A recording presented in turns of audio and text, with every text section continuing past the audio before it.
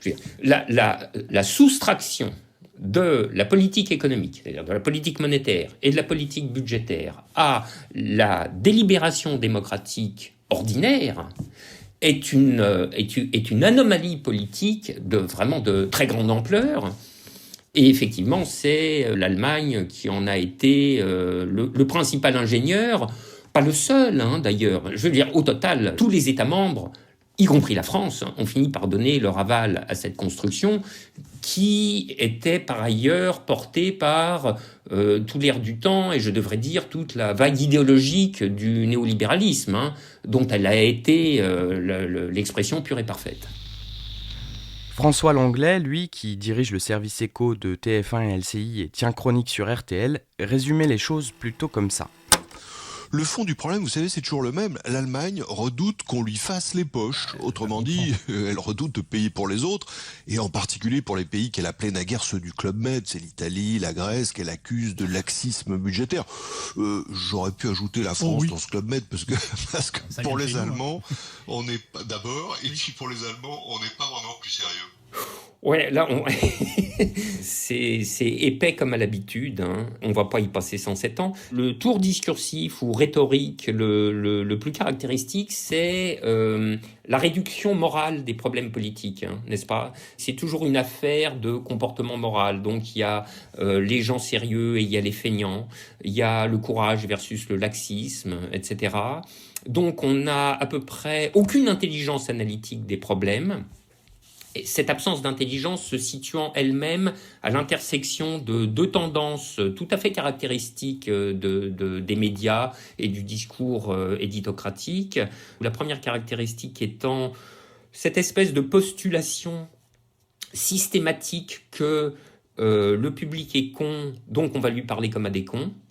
Et la deuxième caractéristique étant que les éditocrates sont eux-mêmes d'une telle indigence intellectuelle qu'ils n'ont pas à forcer leur talent pour tenir un discours supposément à l'usage de débiles, si bien que, comme souvent dans ce type d'affaires, les vrais débiles ne sont pas ceux qu'on croit, en tout cas pas ceux qu'ils croient.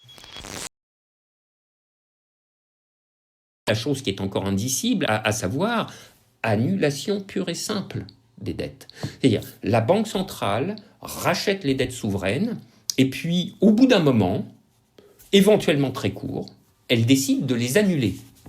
Alors là-dessus, François Langlais arrive, et puis il dit « Ah là là, mais non, mais attends, c'est très grave tout ça. C'est très grave, parce que du coup, c'est la Banque centrale qui va prendre des pertes. La Banque centrale va prendre des pertes, elle va faire des pertes. Et alors... Mme Michu, il va falloir la recapitaliser, la Banque centrale. Et qui c'est qui va recapitaliser la Banque centrale ? C'est les États. Et si c'est les États, c'est le contribuable. C'est vous, Mme Michu, qui allez encore vous y coller. Etc. Alors, Mme Michu, elle les a à glagla, du coup, quand on lui raconte ça. Évidemment, c'est de la dernière connerie. Certes, ce sont les États qui ont fourni le capital initial de la Banque Centrale Européenne, mais c'était pourquoi ? Pour lui construire un building, acheter des ordinateurs, payer les premiers salaires, etc., etc. Donc c'est, en réalité, s'il est absolument certain que la Banque Centrale prendrait des pertes quand elle annulerait les dettes souveraines, la Banque Centrale se recapitaliserait elle-même, et toujours pour les mêmes raisons. La Banque Centrale est cette entité économique qui a le pouvoir de s'auto-recapitaliser par création monétaire. Alors, je vais le dire de manière simple, elle s'imprime des petits bifetons dans la cave et elle se les donne à elle-même. Alors tout le monde se dit, mais c'est de la folie, c'est de la folie. Oui, mais c'est ça.